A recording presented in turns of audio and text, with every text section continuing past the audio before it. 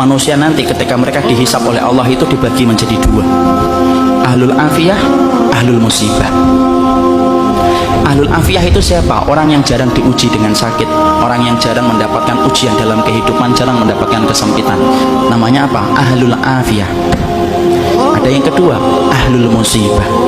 Ahlul musibah itu siapa? Orang yang hidupnya banyak sakitnya, banyak ujiannya, kesempitannya, kesulitannya. Itu namanya ahlul musibah. Ya.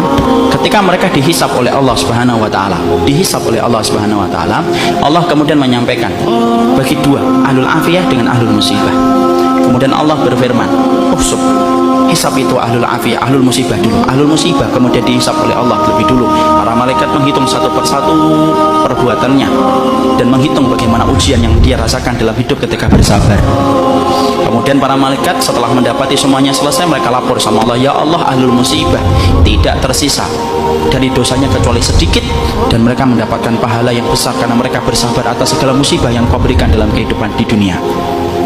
Antum tahu? Allah kemudian berfirman, "Utuhum salasa."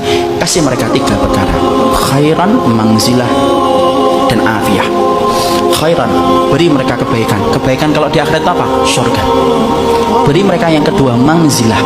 Mangzilah itu apa? Tempat yang paling tinggi di surga.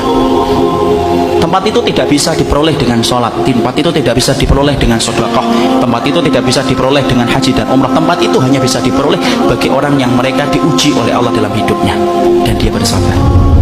Dan yang ketiga, afiyah, kasih mereka kekuatan untuk menggantikan kekuatan yang aku ambil ketika aku menimpakan musibah kepada mereka. Maka ketika mereka dinaikkan ke tempat yang tinggi, ahlul afiyah, sebelum dihisap mereka mendongakkan kepala saking tingginya mereka.